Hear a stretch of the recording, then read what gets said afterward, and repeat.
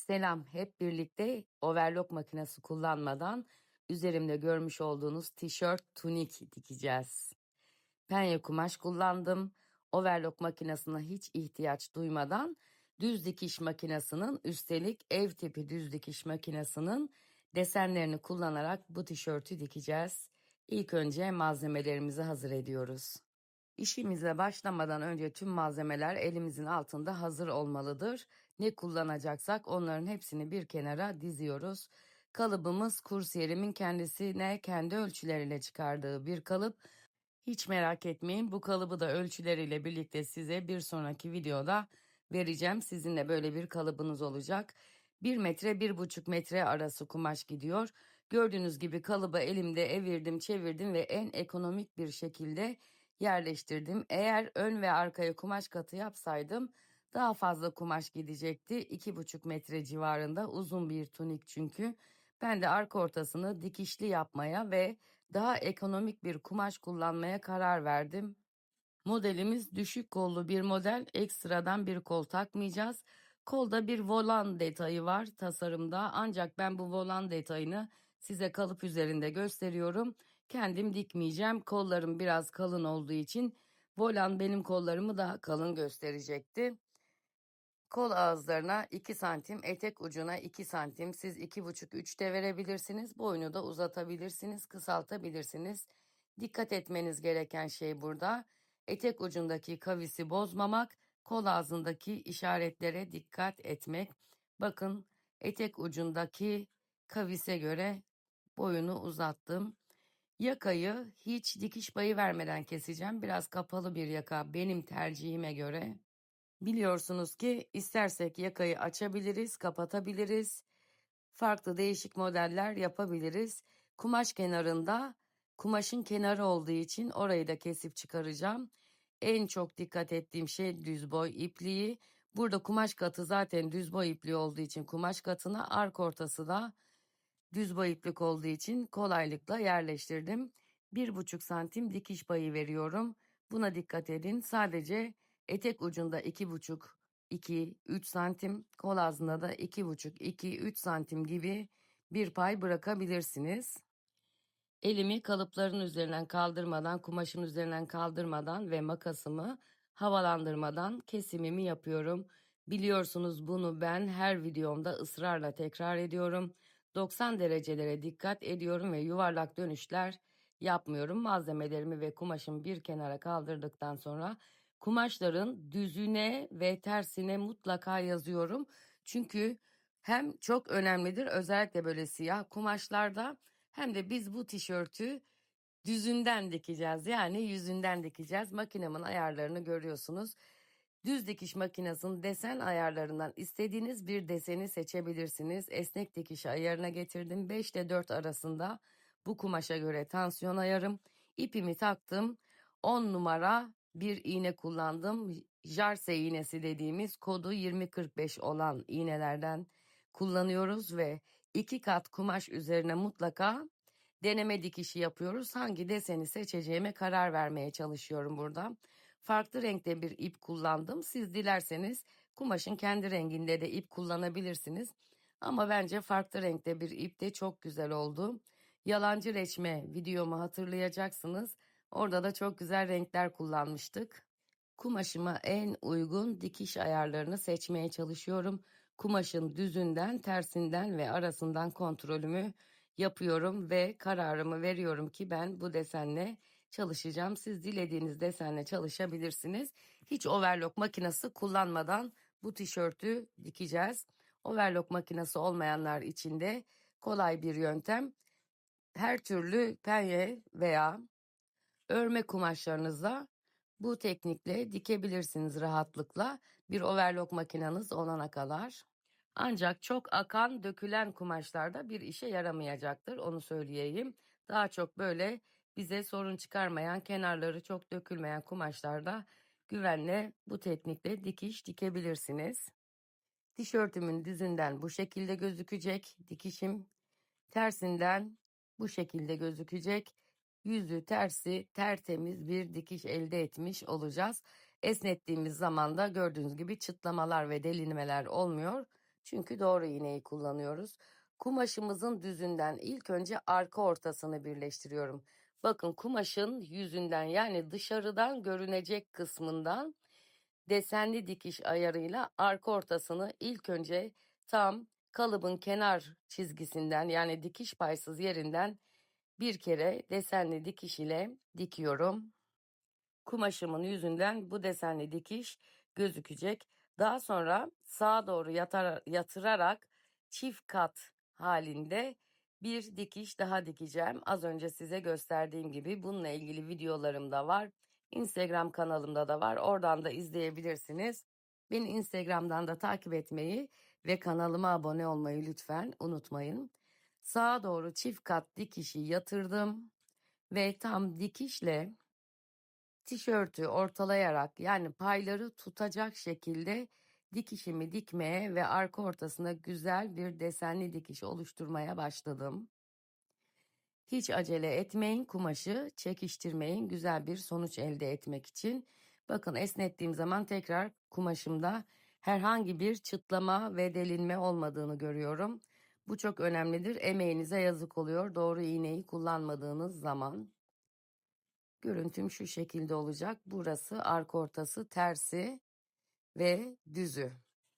Her kumaşın iğnesi farklıdır. Bununla ilgili birçok videom var. Geçmiş videolarımdan da onlara ulaşabilirsiniz. Her kumaş farklı bir iğne ister.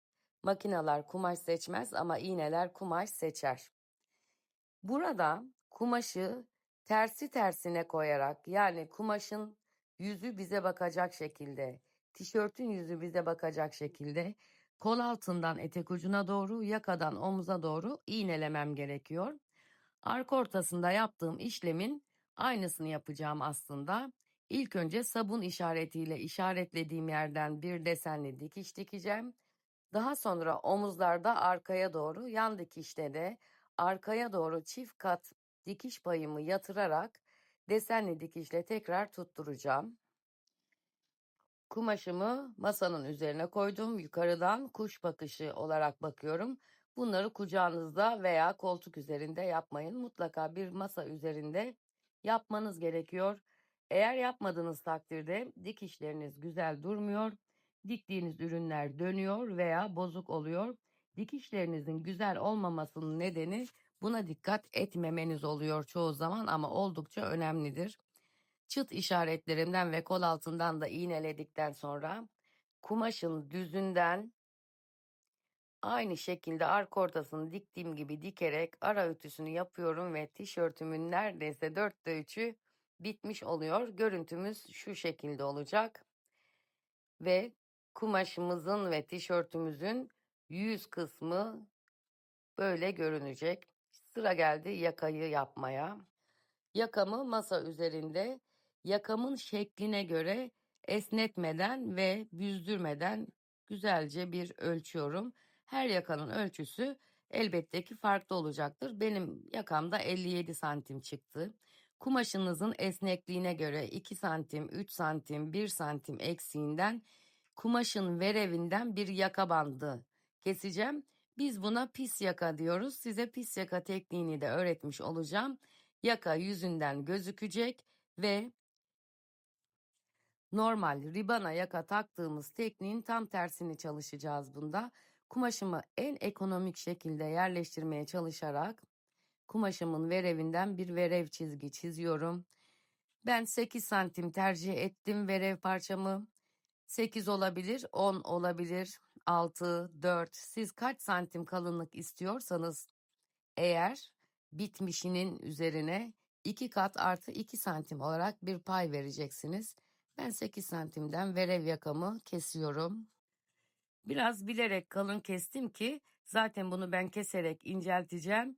Eğer benim gözüme ince gelirse geri dönüşü olmayan bir şey olmasın. Ama kalın gelirse makasla keserek zaten inceltebilirim. Şimdi biz bu yakayı aynı ribana tekniğiyle iki ucunu birleştirerek dikeceğiz. İkiye katlayarak ütüleyeceğiz. Bunu zaten daha önceki videolarımızda da sık sık göstermiştik. Bu iki kısa kenarını birbirine dikerek kumaş katı verip aynı bu şekilde bir yaka elde ediyoruz. Şimdi Bu yakamı tam olarak 4'e bölüyorum eşit şekilde. Çünkü bu önemlidir. 4'e böldüğüm yakayı da tişört yakasını 4'e bölerek aynı burada gördüğünüz gibi yerleştireceğim. Yüzünden değil tersinden koyuyorum. Bakın kumaşın iç kısmından koydum. Yani düzüne doğru yakanın sanki biz yanlış dikmişiz gibi olacak bunda. Normalde yakayı nasıl takıyoruz? Tişörtümüzün yüzünden takıyoruz.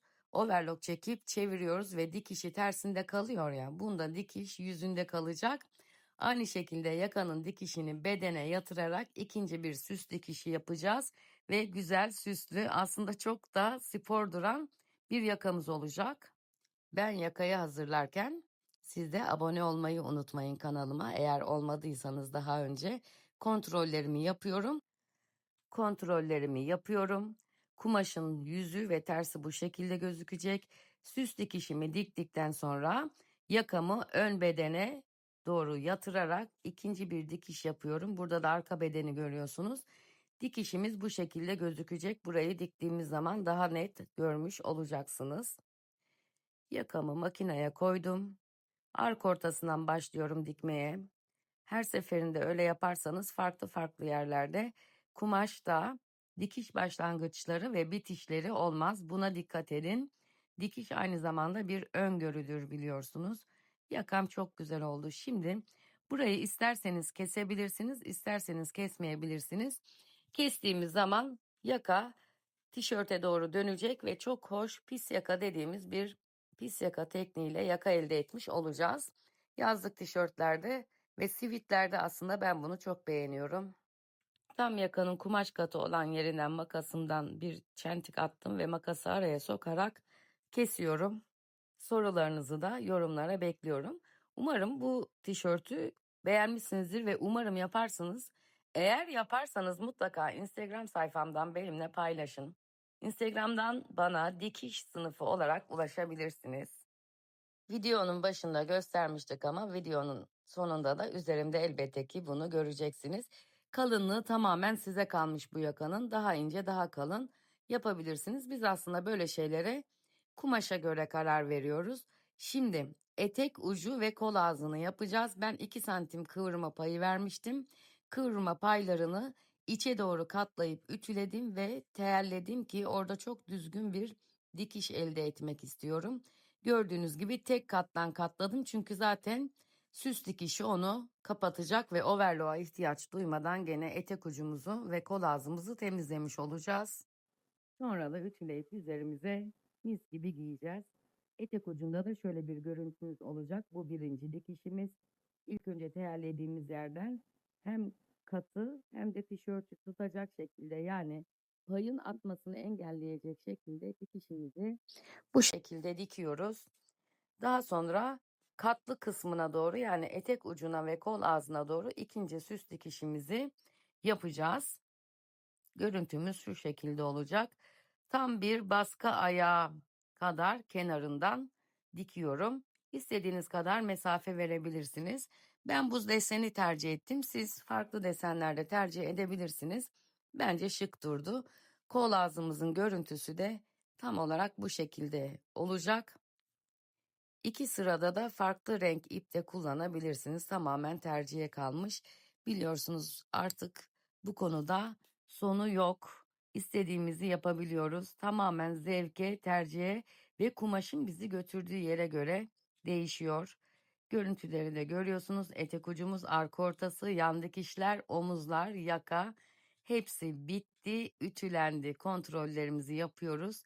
Çok mu sevdik? Çok sevdik. Çok mu kolay oldu? Gerçekten çok kolay oldu. Çok pratik bir şekilde ilerledi.